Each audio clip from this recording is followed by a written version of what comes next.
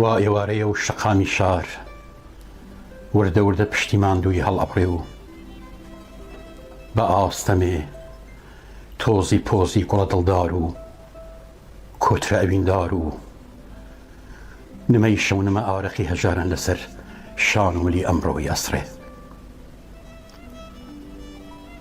ئێوارەیە و نیگای خۆرنشین خەفەتبار وا لەبەری ئەو بەرەوە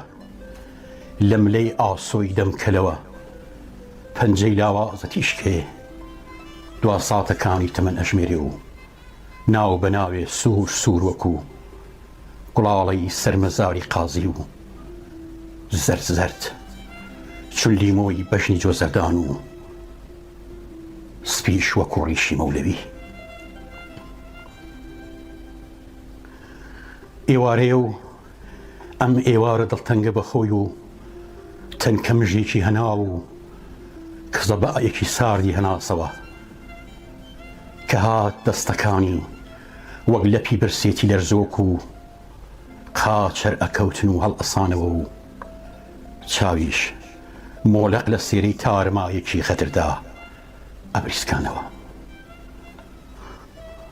ئەمە کەس نازانی خەیاڵ نەبێ. ئەم ئێوارەیە خۆی و جریوەی پۆلی مەلانی نیە و دارستانی قراغ و زریوەی ئەستێرەن لە ئاسمان تێکەڵ بە تریفەی ئاڵی مانگەشە و زرینگەی زنگی کاروانی سەفەر لە گەروی بێکەسیدا سەر هەڵگرت و بوون بە سرودی سەدەی نەوەستان و تەنیایی شاریان لاوەندەوە. ئەمە کەس نازانێ خەونی مەحاڵ نەبێ. ئەم شەو شاری پێشەوای دڵ و کۆماری سەرچەڵ، شاری چراخانی نور بە بڵێسەی هەق، مەشخەڵانی چوارجرای، پڵیتەی گڕی باڵا و مێزری ئاڵای، بۆ پێشوازی خمێکی تر هەتا نێوقەت دا ئەکرێ و ئەم شەو دەم و لێوی چرۆی باخی سێوان و چاو برۆی نرگیسی کێوان بە شەختەی دڵی ئاخوندە و بای ڕەشی عەبا تەزین و هێزی گەمەی جوانی شەونیمی دڵداریان نەما. ئەمە کەس نەیبیستووە پەپوولەی سپی سەرگوڵ و کۆتری دڵی مناڵ نەبێ. ئاخ ئەم شەو مناڵەکان بێزارن لە خەو، مناڵەکان چاویان پڕە لە بریسکەی ئاڵی و نەوس وەکو ئاوێنەی بەرهەتاو، مناڵەکان دەستیان پڕە لە شیلە و تریفە وەکو سیمای گەشی مانگە شەو، مناڵەکان دڵیان پڕە لە پریشکی زام وەکو زامی سێبەر و سنوور و زامی فتوا و زامی ئەنفال. وای ئەم شەو ئەو شەمامە کاڵانی ناو بێشکە بە قریشکە و زیڕە و نزا بە درێژی شەوی بێڕەزا هەر هەڵبەزین و هەڵلەرزین و هەڵتەزین و دایکەکانیش بێقەرار و لێوبەبار بە دیار دەردی نادیار و گمەی حەرف و وشەی دڵیانەوە هەتا بەری بەیان بوون بە مۆم و داگیرسەر. وا تریفەی مانگ بۆ کۆچ هەڵ ئەکشێ و پاش خۆی شەونامەی ئازارەکەن لە مەیدانی شارە بە پەنجەی گزینگاکە. ئازار ڕۆحی سپی بوون و بە دەسرازەدا هەڵگەڕان، دەمی چەقۆ بوون و بێشکەیان ڕاتەکان، ئازار پوورەی هەنگ بوون و چاوی مناڵ بۆمی مەنگ. ئەمڕۆ لە کازیۆی ئەم دوازدەی مانگەدا و لە بەهاری ماتم و مەراقدا بەیانی پێش ئەوەی کانی لە خەو هەستێ و ڕەس قژی دابێنێ، پێشەوەی هەوری دوو کەڵ لە گەڕەکی هەژار نشینەکانەوە هەڵکا و بەرەو لووتکەی چیا مل بنێ و پێشەوەی شقاسپەی کەوی نسار بۆ چریکەی زیرەک و ماملێ شعرێکی ناڵی بکاتە دیاری.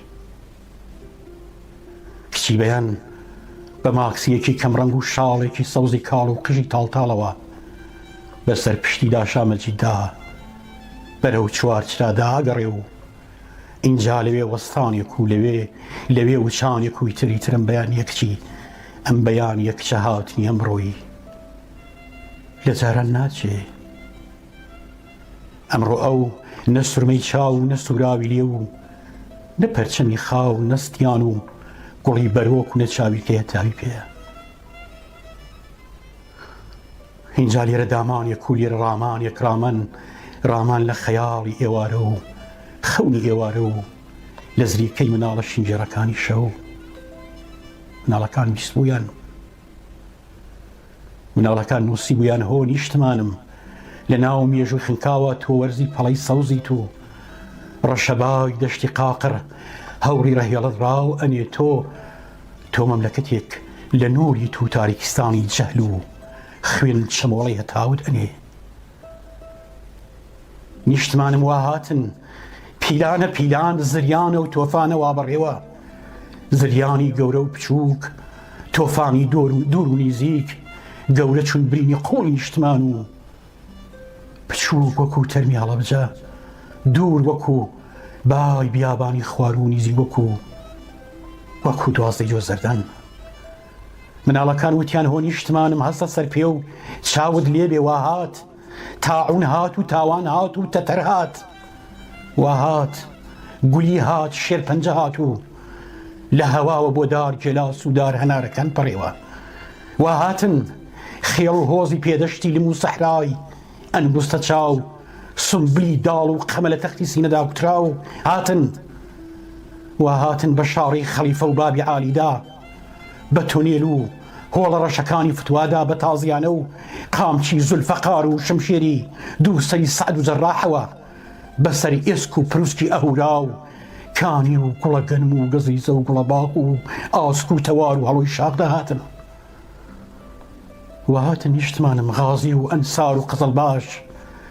بەسەر گوڵزاری گەروەی شفاوڵاڵەی کاسە سەرمانە لە ڕووباری فرمێسک و ناڵە پەڕینەوە و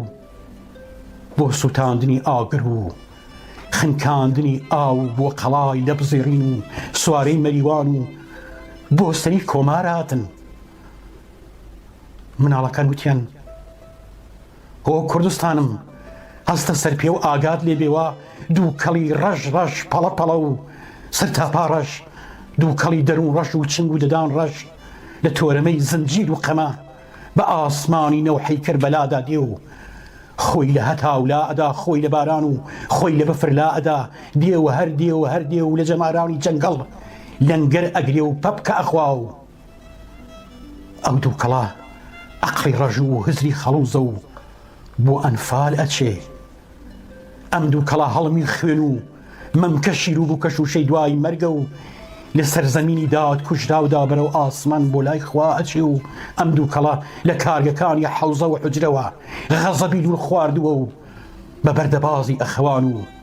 پەیژەی حیزبی خودادا سەر ئەکەوێ و اینجا بە ڕەشاوی ویلایەت و ئیمامەت نور ئەکوژێ، چاو دڵ و ئەقڵ و بیر ئەکوژێ، ماچی پەپولە و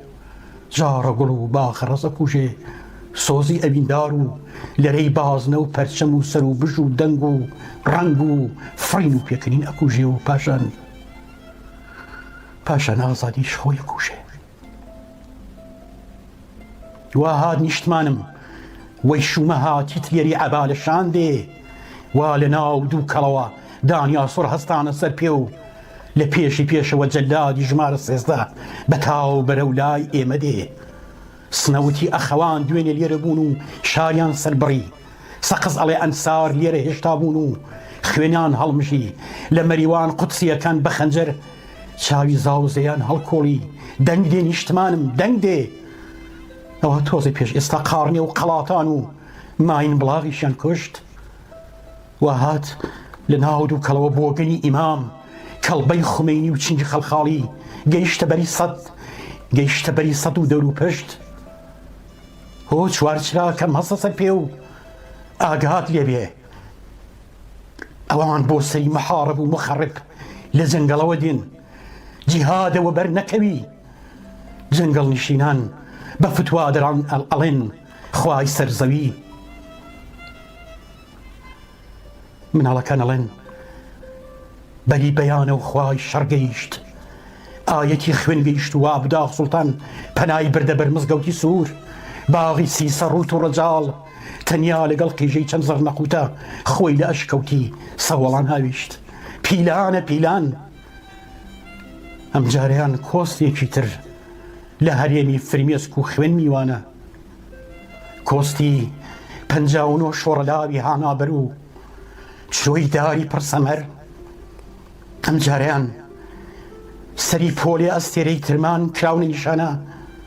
59 چرای پڕ لە نووری ڕێگەی دوور، 59 باڵندەی ئاسمانی ئاساغ و سەرزەمینی بەڕەشەبا.